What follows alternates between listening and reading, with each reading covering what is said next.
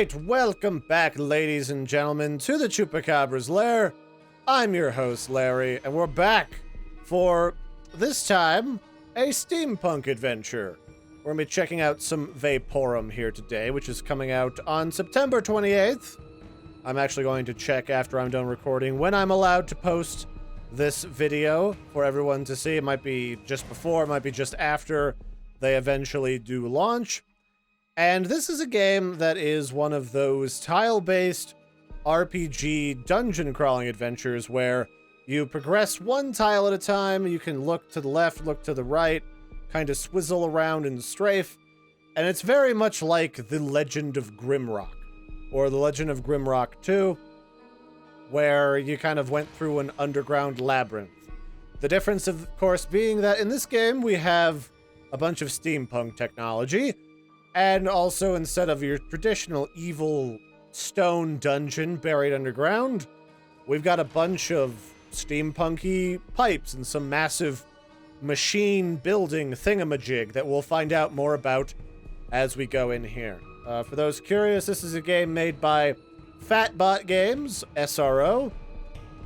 I'm not entirely certain what the price will be going forward for the Steam release. I will clarify that information in the video description below. So we're just gonna jump in here and check out the story, because it's a very mind-bendy story. Not really in the psychological sense, but we don't remember what's going on. At least our character doesn't. I'm gonna go with some basic stuff here, just a normal difficulty game. I haven't messed around with old school mode too much. We're gonna go with classical movement, and we'll leave the game tips on. Classical movement just means that you literally look around like you're, say, a piece or a character on like a D&D dungeon board, where you look left, you look right, you move one square at a time, kind of a deal. You can also do fluid or continuous movement, which will be a little smoother, but less authentic, I feel.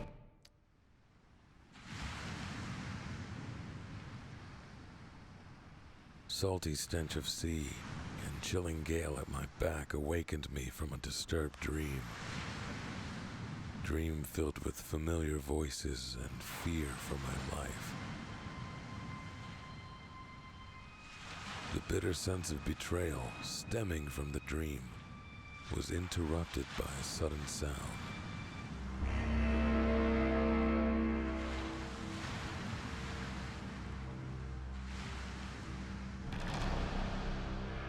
In the distance, a monumental metallic monster, as if grown into the rocks, loomed over the sky.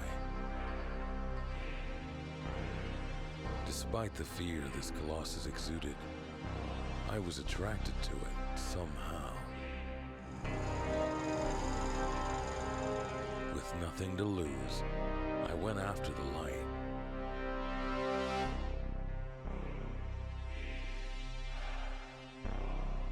Thorough examination brought nothing. No mechanism to open the door, and no way to get inside. I resigned and sat down to plunge into my thoughts. Then I realized I had no memory of anything before I found myself on the rock. But I felt a strong connection to the giant in front of me. And at that exact moment, a sound echoed through the air.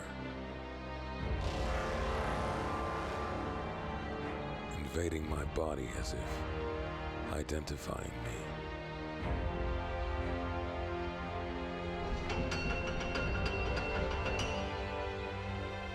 I braced myself and entered.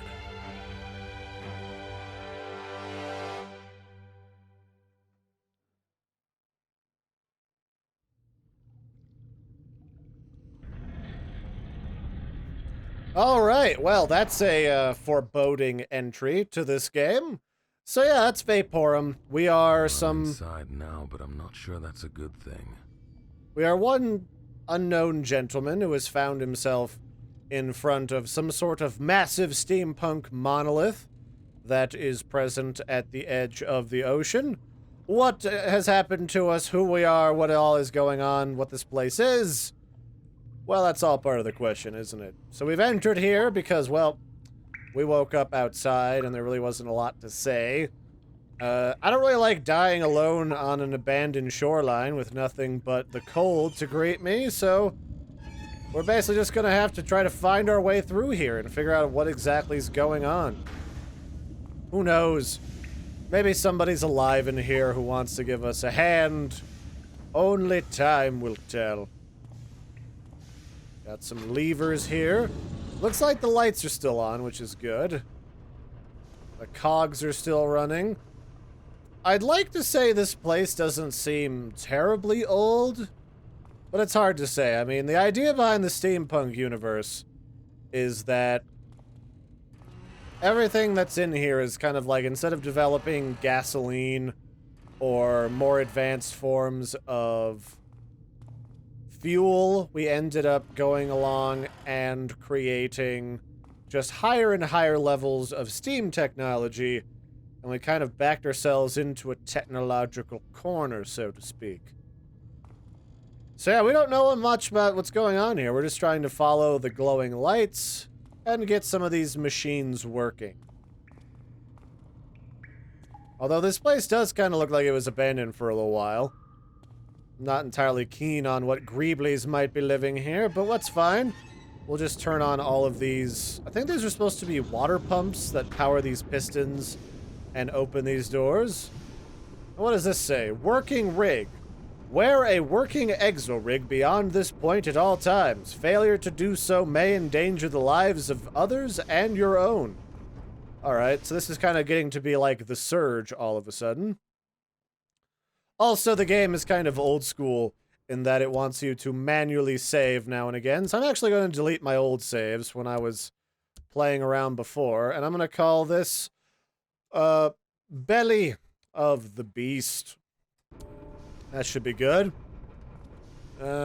Strange room with some... these kind of look like cryopods in them. And what does this say? This continues to say that we should get an exo rig. I guess we'll just turn the lights on and see what we got. So the idea here in this game is that all of our kind of abilities are going to be augmented with a steam Iron Man suit, so to speak. And we have 3 of them that we can choose from. We've got the Thama rig, which is a technology rig. This is one that would help us solve puzzles. We've got a heavy rig, which is just a tough rig for chances to reflect things, incoming attacks, deflect them back at the enemy, and also increases how much health we have when fighting things. And then last but not least, we have the combat rig, which basically just makes us hit things better. Every 3rd successful attack does extra damage. I'm honestly not certain which one of these to get. The combat's not supremely difficult in this game, but in games that are kind of have this tile set where you move in like a 25 degree or 45 degree like arc at a time are notoriously gnarly for their combat systems. But I think I'm going to go with the Thama rig because this gives us more energy regen, better energy threshold, and better usage of technology. It seems like a sound thing. I mean, it couldn't end up being exactly like the game The Surge, where none of your rig stuff really mattered. This feels familiar. I don't know why, but it feels like it's a part of me. Wonder if the door lets me through now. Okay, so this rig, wearing a rig, feels very familiar to our character, so we must have been in this facility at some point. And I definitely get a BioShock vibe from this game, although it's above the water instead of in the water, but you can understand my similarities. So essentially, the Exosuit or Exo-Rig interface is just going to be our inventory. We'll be able to find other equipment to, like, slot in for, like, feet armor, body armor, head armor. No pants, unfortunately. We all like to freeball in this particular dystopian future. We got offhand slots and gadget slots, which you can unlock more by adding in more circuits later. Looks like circuits are kind of like a talent system. And I can keep a stock of all of the notes that we find.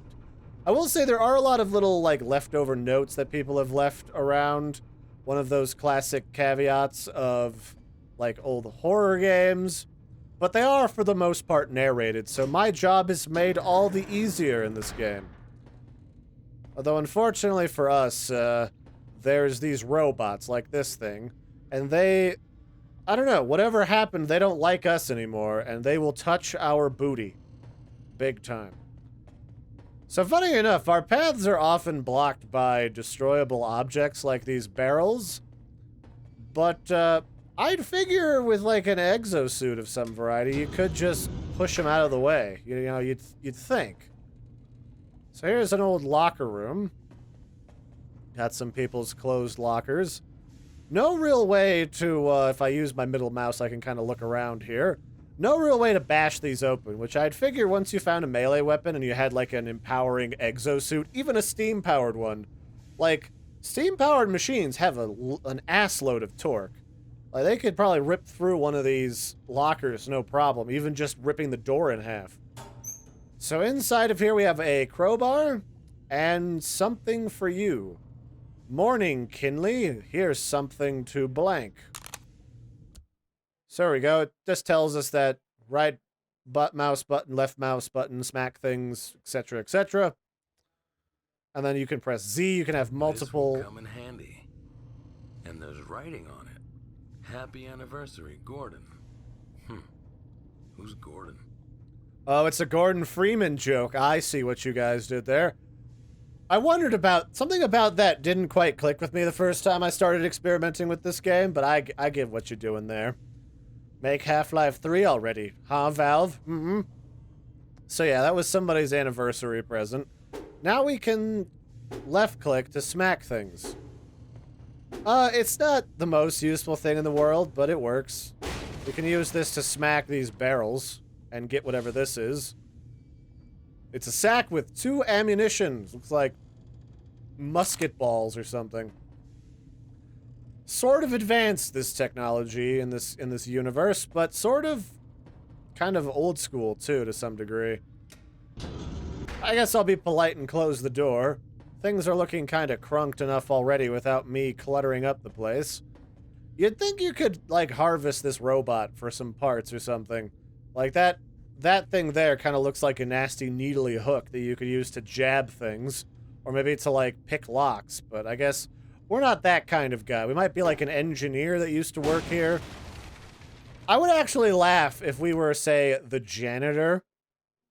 That would just tickle me something fancy.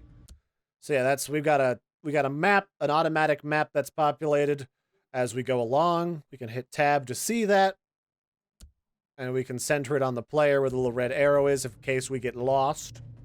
And honestly, tile-based games like this, it is super duper easy to get lost. So I'll just make another save called Gordon Freeman. I can quick save like this is Skyrim, but I don't always see the need. And here we have, hey, friendly robot. Hey, buddy, what are you doing? Ow.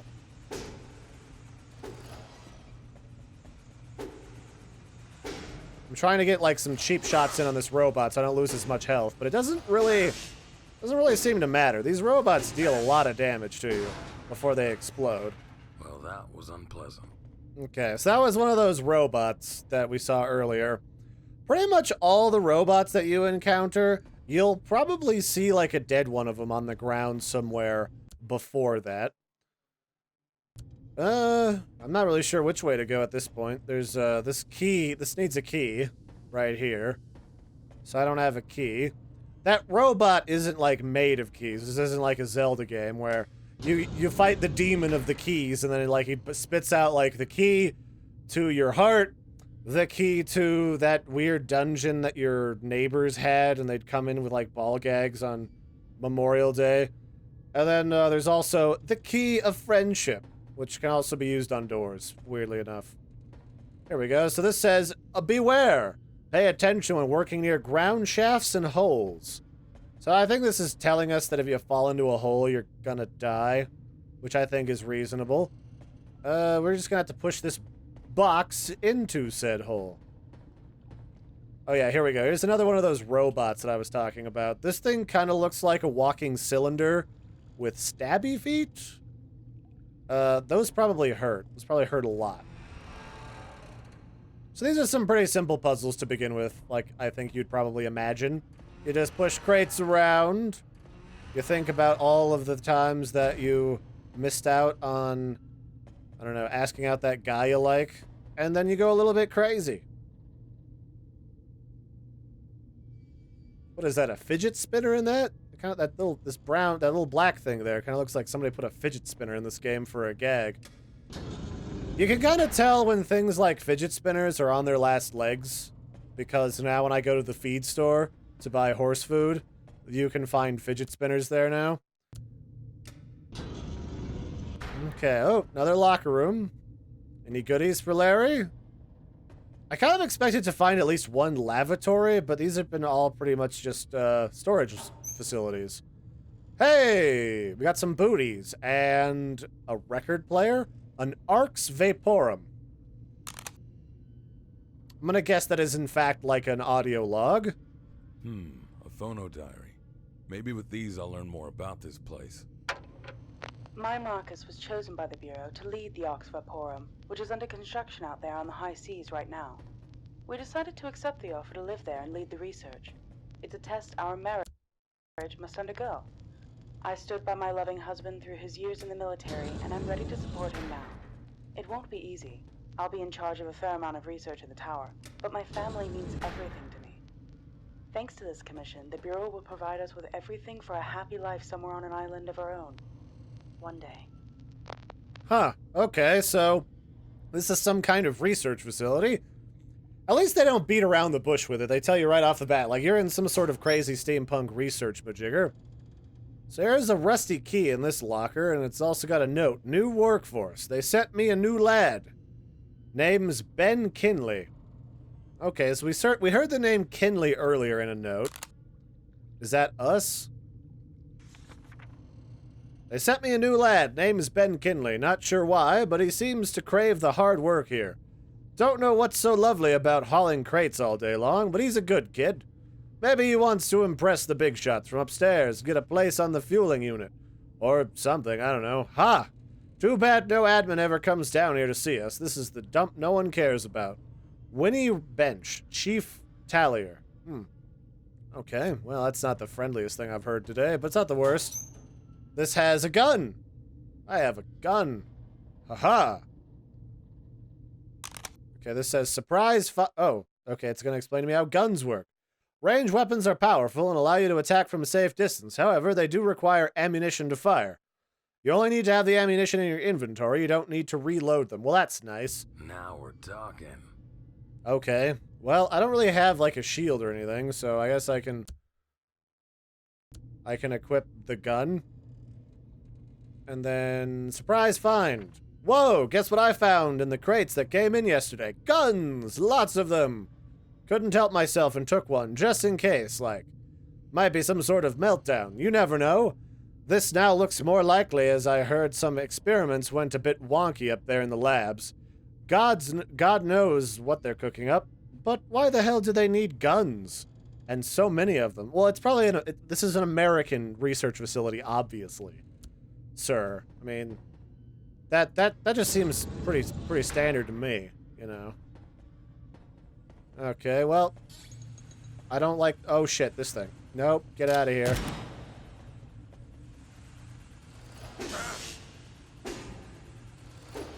Ah, he's pinching me. He's so pinchy. Could you die already, you flippin' thing? These things don't seem to have, like, a reliable amount of health. They all seem to just beat on you for flippin' ever. Alright, well, it seems like trying to back up a bunch doesn't necessarily always work. But, you know, whatever. I'm just concerned that we don't fight one of those crab walker things until I get a chance to repair my exosuit. I need a key. You have a key. Do you physically really want me to, like, open up the inventory and click and drag the key? I guess it does. Alright. I mean, that's not that bad. Anymore, it seems like an unusual piece This of... might hurt. piece of mechanic or gameplay. Alright, so I guess I need to turn... If I want to go through this path, I have to turn this off. Does anybody have any duct tape? Oh, this will probably work. I'm sure in no way will this free any evil creatures that might want to eat my face. Although, you know... What is that? Oh, that's an item. Okay, I thought that was like maybe like an actual sea creature of some variety. Hey, it's a repair kit. How much does this repair? 5% integrity restoration per second. So I should probably save this. This will restore half my health, in other words. Okay. I'm down to clown with that, so I can hit R if I'm dying to not be dying. Because I'm guessing if my rig goes up, whatever is fighting me will probably delimb me. Dismemberment is not on my list of... Oh, yeah. Could you not, sir? I should have gotten the combat rig, I can already tell. This is gonna drive me nuts. Alright, that worked. I guess I can repair since I kind of need it already. That's disappointing. With the... Seems like we're doing like more... What is this? I don't... Oh, it's a pressure plate. I see. Well, let's save the game. Pressure plate. It seems like we're doing a lot more combat than we're doing just about anything else. So, I don't know. Maybe if I were to restart this, I'd start with a combat rig. That seems to be the thing I'm going to have the hardest part with. But I think we're going to leave off for this episode here, ladies and gentlemen. I'm going to play through this game because I kind of like it. I really like The Legend of Grimrock, and this is essentially just a fancier looking version of that with some steampunk action going on. So I'm going to see where this goes. So until next time, I've been your host, Larry. Don't forget to like and subscribe. You can check out Vaporum for yourselves in the video description below. And have a good one, everybody, and toodaloo, fruitaloos.